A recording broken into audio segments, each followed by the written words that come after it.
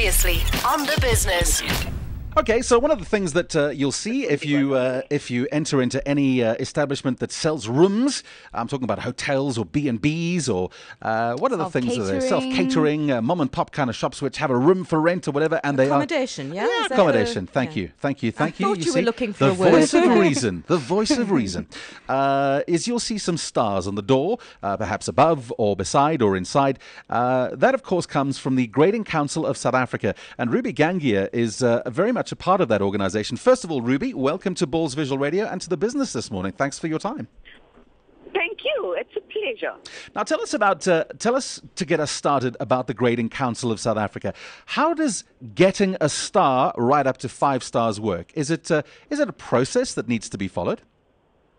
Yes, most certainly there's a process, but I think maybe just for the introduction of Tourism Grading Council of South Africa, we're a business unit of South African tourism, and we mandated by government to quality assure accommodation and provision of accommodation throughout the country.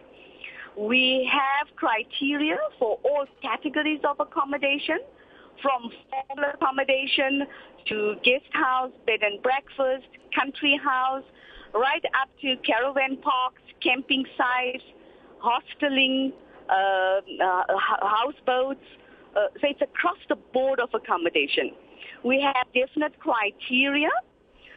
Firstly, before even achieving criteria towards a star level, you have to achieve minimum requirements.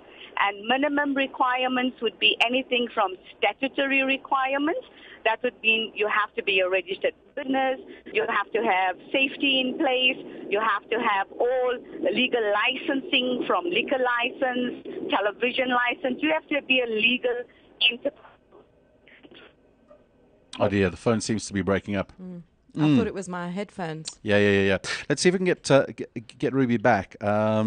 It seems to be that line was a bit bad. Of course, Ruby Gangiah from the Grading Council of South Africa. So it sounds to me as though without one of these stars, or as many as you can get, you're pretty much stuck in terms of doing anything going forward, really, isn't it? I think I'd like to ask Ruby about the benefits for somebody who does own an accommodation establishment. How do they weigh up the pros and cons? How much does it cost them to go through this process, if anything at all? Sorry, did I lose you there? Yeah, you did. It's okay, Ruby. We're back. Sorry, we have a question for you to get us started. Astrid, I think you wanted to ask a question? Morning, Ruby.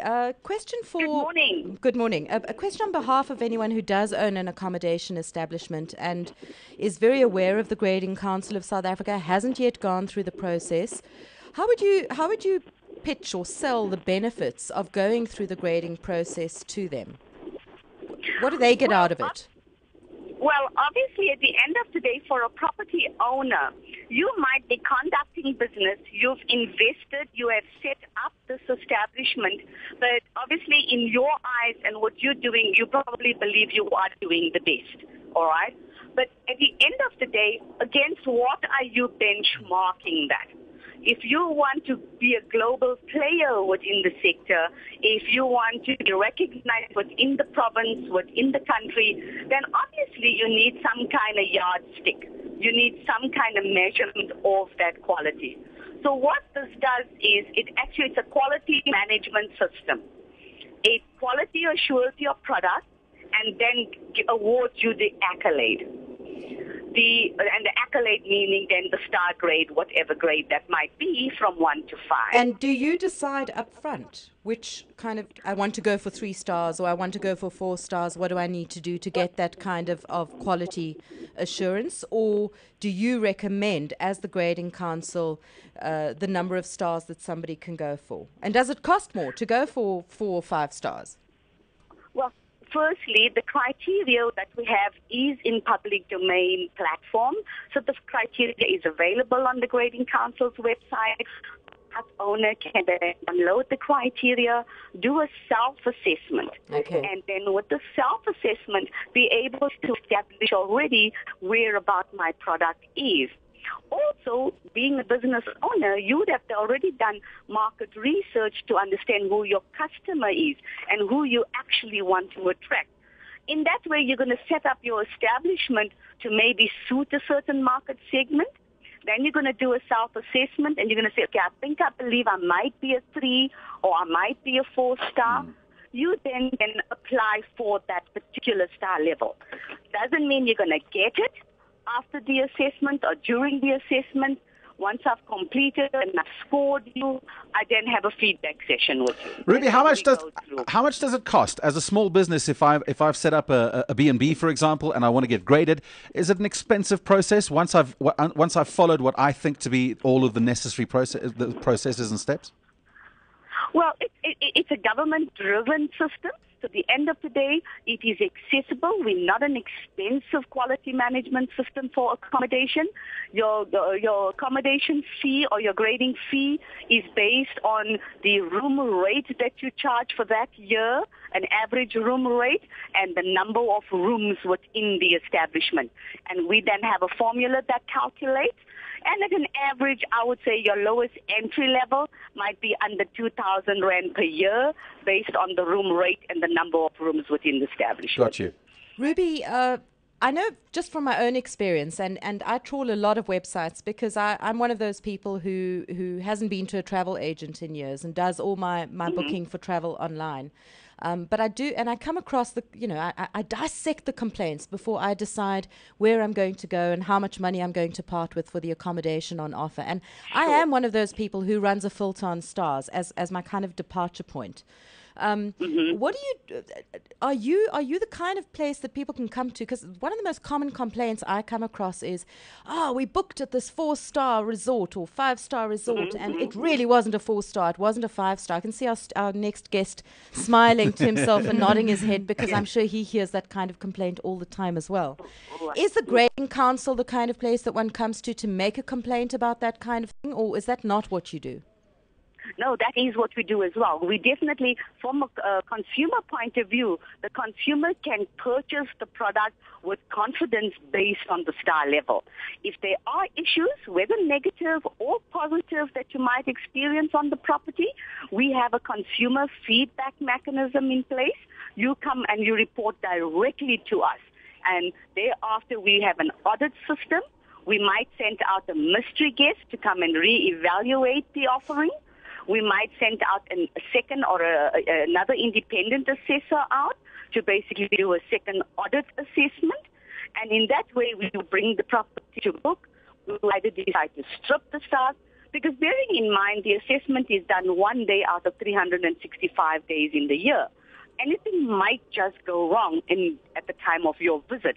But the feedback mechanism is the platform for you to then come back to us and tell us what's happening. Ruby, we unfortunately have time against us. I have 2 quick questions before we wrap up. First of all, a site like TripAdvisor, it's the first place I go to nowadays when I want to travel. I go and look at people's reviews.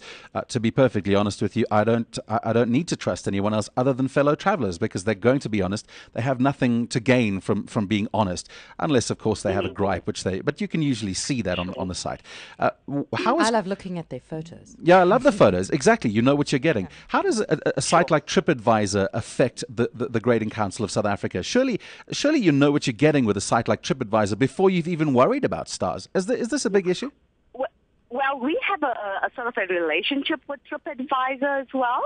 And at the end of the day, TripAdvisor, with many sites in the country, some of the sites, their first priority on listing property is the property has to be graded with us as the first point of quality assurance. Great. And final question, if I travel to Nice in France, or to Chicago, or to Bangladesh, and wherever I'm going, are these stars consistent? Do they follow the same regulations and requirements the world over, or is this just a South African thing from your point of view?